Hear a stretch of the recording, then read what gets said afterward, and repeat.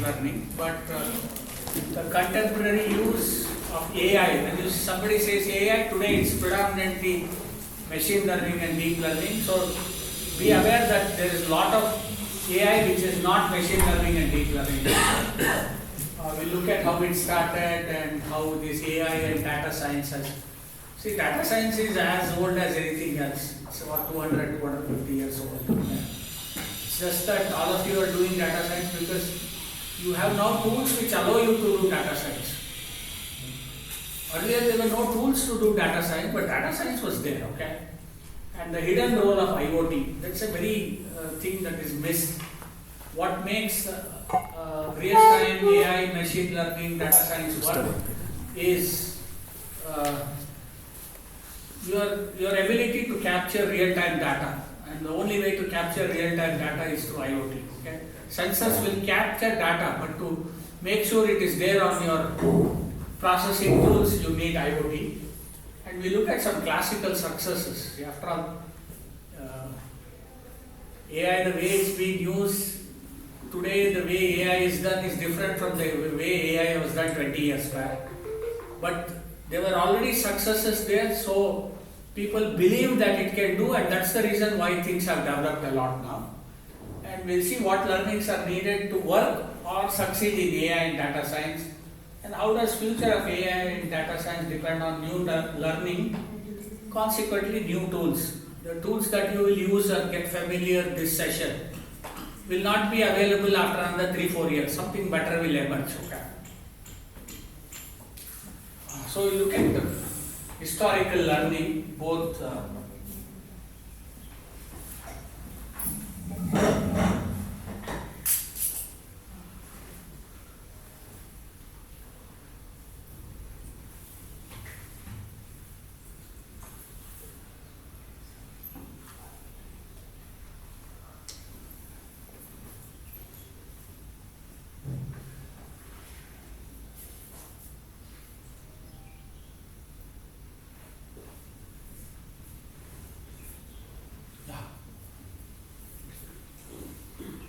the learning has been there independent of AI, and you also have learning which are analytical, logical and statistical, which is something that you are already familiar with.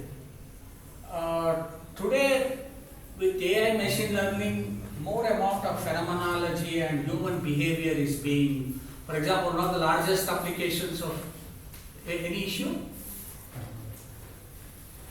Full screen model.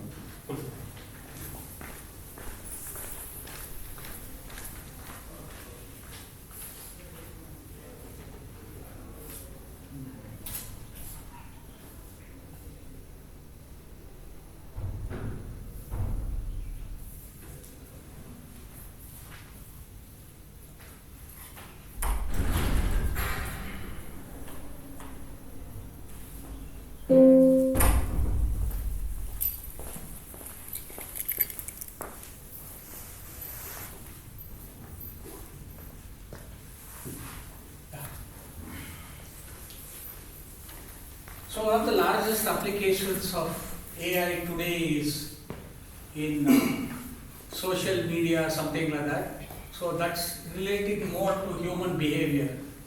So psychology will be a very strong subject to do AI and machine learning. Don't ever think that just familiarity with Python programming and some elementary tools will help. What is driving AI machine learning today is predominantly healthcare and financial technologies. This fintech, or the stock market, investment bankers, they and healthcare are driving the AI. That's the reason why you have AI today. AICT is a very stupid organization. Don't think it has brains. They will do what others tell, and they have always been doing because they never can think for themselves. So healthcare and finance people have told, make sure everybody learns AI in India.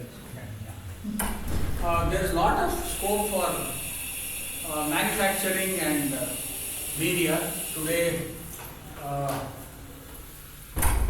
50 to 70% of the entertainment, both audio and video, is generated now. And in another few years, You will have the entire movie with music and dialogues all generated by AI. You will not have any human beings working in that. So that's one thing. And manufacturing is picking up, particularly ideas like the digital twin for aircrafts have come, particularly the jet engines. Digital twin for human body has already started coming. You do have certain organs which are digital twins now. So hopefully in the next few years, not my hope, but what the industry hopes, is that each of us, when we are born, we will have a digital twin which will be parallel to us throughout our life, and it can be given accelerated changes so that we can figure out what will happen to us 2 years from now, something like that, all these kind of things. Okay. What is changing is specific learning for AI and data science domains and tasks. That's becoming fairly demanding now because routine applications have been solved. What is left is very difficult and challenging applications, and applications which are least expected. They will not be in any textbook or even in any research article. Such things are happening. Incremental changes, yes, that's what the technology does. But radical and unexpected changes are what people do. They try something unbelievable, unexpected. Even the founders of AI would not have expected such thing. Those are the changes which change the technology. Incremental changes will only mature the tools and other things. And we will also see what is likely future. Nobody can really predict it. Okay? And one surprising thing is AI is about 75 years old. It's an old subject. Suddenly brought in and as though given an impression that it happened yesterday. It is 75 years old. A lot of interesting things have been done 75 years back. Okay, we had expert systems then, which today you do that, right? You have a sound box like thing, Alexa, right? 70 years back, we had Alexa. Alexa would talk to us, but on the mainframe. It would give a printout. It had no voice capability, but it gave a printout. It would talk to us the way you talk to Alexa today. So what Alexa did 75 years back, Alexa does better, and it does in everybody's house. That's the only difference. So everybody does AI now. Some of us were doing AI 50, 60 years back. Today everybody does. In another few years, primary school children will also be asked to do AI, and such things will happen. So from 1950 to 1980s, almost 30 years, there was no large-scale interest in AI. There was a small-scale interest. People die-hard individuals would continue doing, but it had already been removed from the curriculum. Okay. But suddenly in 1980, the idea of the first neural network was there, which is basically perceptron model, but multi-layer perceptron came, and that seemed to have revolutionized some interesting work. So that's the first time in 80s everybody started trying multi-layer perceptrons. Okay, so I had even colleagues from civil department doing 3-layer neural net, getting answers.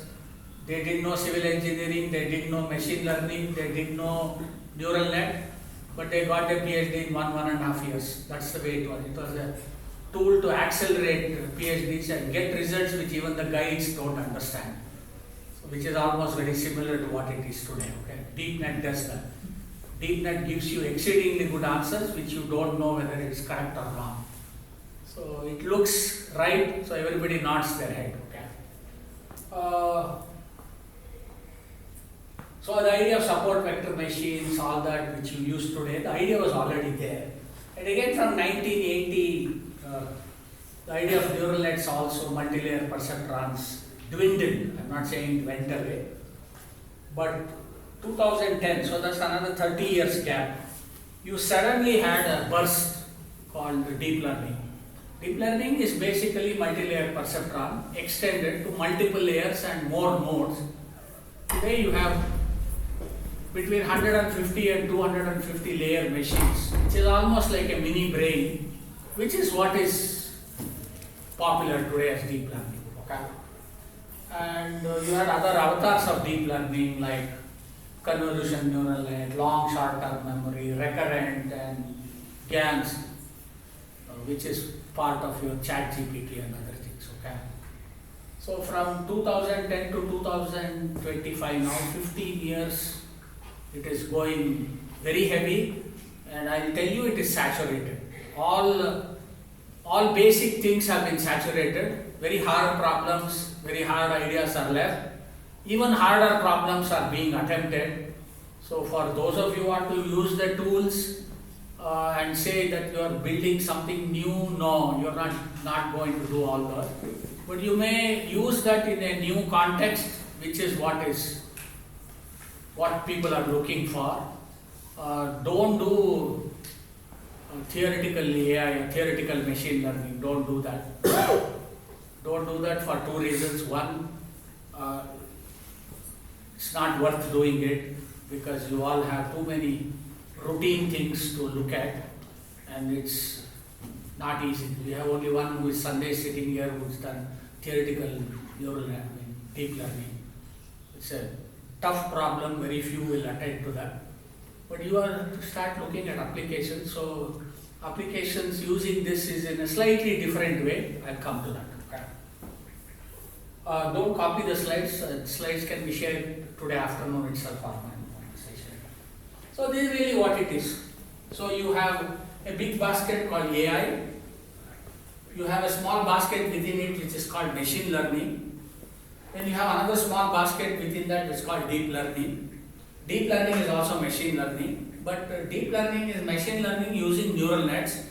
You also have machine learning which doesn't use neural nets. That's another flavor of machine learning which I do a lot. Of course, AI is in some sense very generic now, and a new field which is slowly interacting, meaning this idea of data science, basically meaning data. So without data there is no AI, be very clear. Okay. More data, better AI. When I say more, it is a misnomer. More is not just in quantity, but more in quality. This data science is now more, and in fact data science today is actually bigger than AI and machine learning. So you will have one which will mask all that.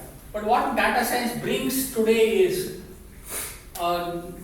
new analytical emphasis, not new analytical subject, new analytical emphasis. The emphasis will be on linear algebra, optimization, probability and statistics. So in fact, if you teach too much of differential equations, you are indirectly saying we don't want AI. So AI will still do differential equations, and machine learning will do differential equations, neural network will do differential equations, but you can't have 4 courses on differential equations. All that will, I'm not saying it's not necessary, but the emphasis will be more on this. The other emphasis will be on programming skills of a new kind. You already have Python, but don't give too much importance to programming languages. You must know 1 or 2 programming languages. When I say you must expect the students to know 1 or 2 programming languages very well. Don't put 6 programming languages in the course. C, C++, Java, Advanced Java, Python. That's just filling up teacher's slots. Okay. The most important thing which is neglected, so far neglected in engineering is now coming, which is this. You can't do AI, ML. I mean, it's not really worth doing if you don't have domain knowledge. So you must have a course on finance, you must have a course on healthcare, you must have a course on manufacturing. Only then you can do. Knowing the tools it's like giving scalpel, razor and all that to What's the difference between a surgeon and a barber? Domain. What's the difference between a surgeon and a barber? In fact, barber is better than surgeon because he's been shaving people's head for a very long time. He's more careful or more expert with his hands. But he lacks the domain knowledge, right? So this, without domain knowledge, AI ML is absolutely useless. In fact, with good domain knowledge, you actually succeed better. You actually succeed better with good domain knowledge. That something has to be built in. Okay, for all of you who are naive about this, the idea of AI is, it was innocent. Today the idea of AI is no more innocent. It's a very, let me tell you, the idea of today's AI is very wicked. Very wicked idea. Earlier it was a naive idea saying people who play checkers game, right? Chinese checkers, all of you have seen that. If computer can play, yes, checkers is a game of intelligence, unlike football or cricket, which is much less, right? So this person created this programming environment for playing checkers with a mainframe computer, and it was not very interactive, you can see. But it took him 15 years to perfect the algorithm, which had some low-level optimization, some backtracking, all that. So it took about 15 years. It started in 1955, and by 1970, it was a good checkers program. It could play checkers like an expert. So that's how AI came about. AI came about by mimicking human intelligence in tasks which you believe had intelligence, and very narrow tasks like checkers. This is the, of course, what's interesting is people didn't keep quiet, particularly Shannon, who's probably the finest mind of the 20th century. He actually built a chess playing analog machine with relays and other things. There was no digital part there. And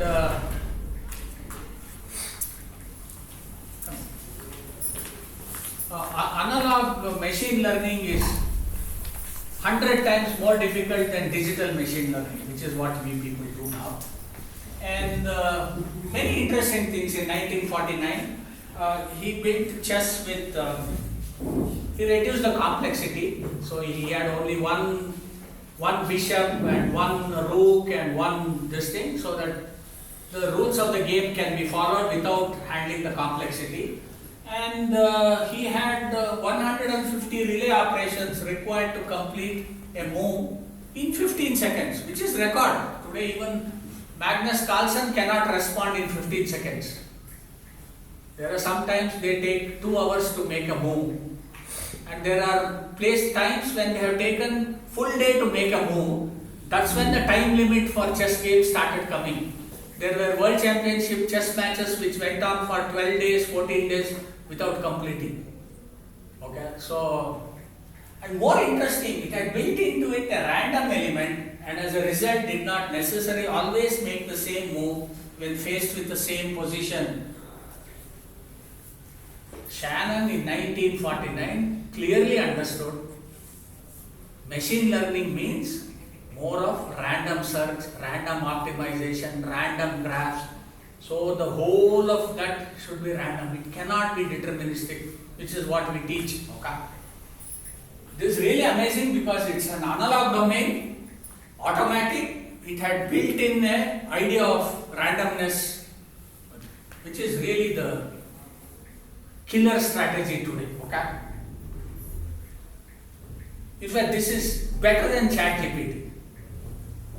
The people who design ChatGPT can never design this. This fellow by today would have designed better than what we have, because he could think far beyond what, he could think 100 years ahead and plan out what is needed today. Okay.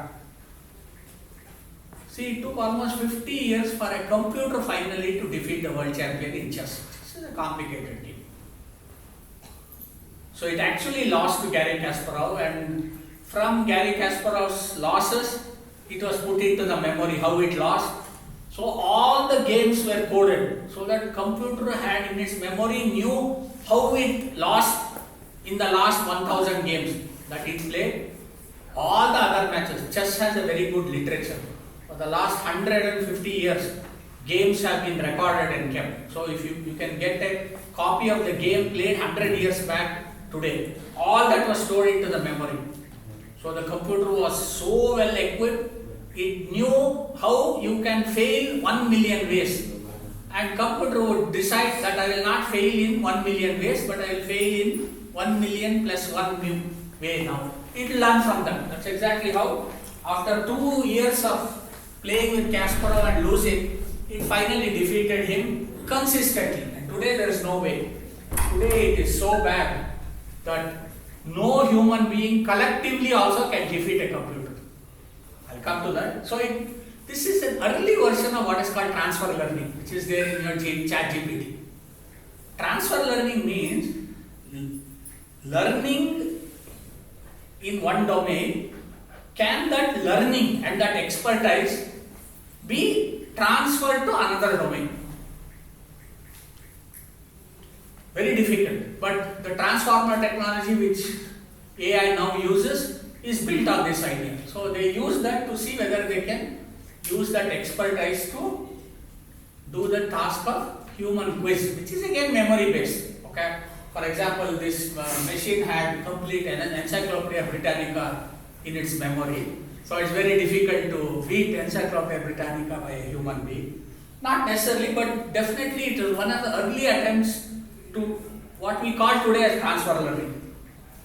But the greatest challenge happened was with this game.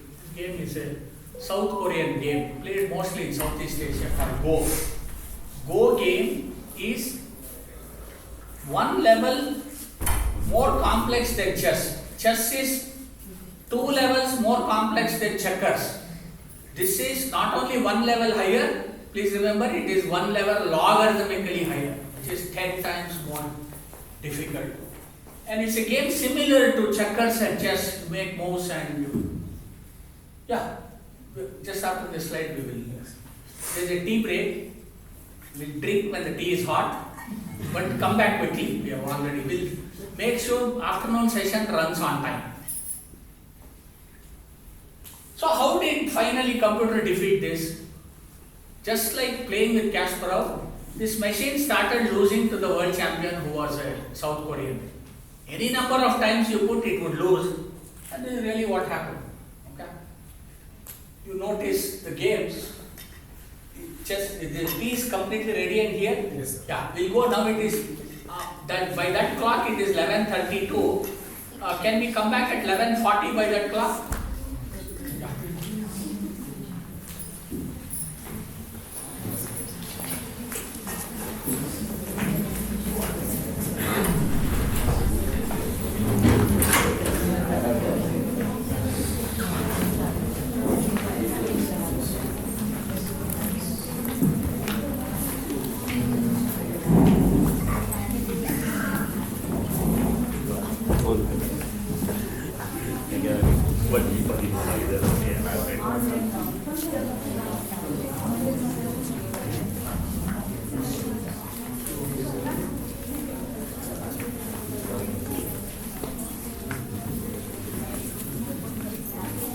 Yeah.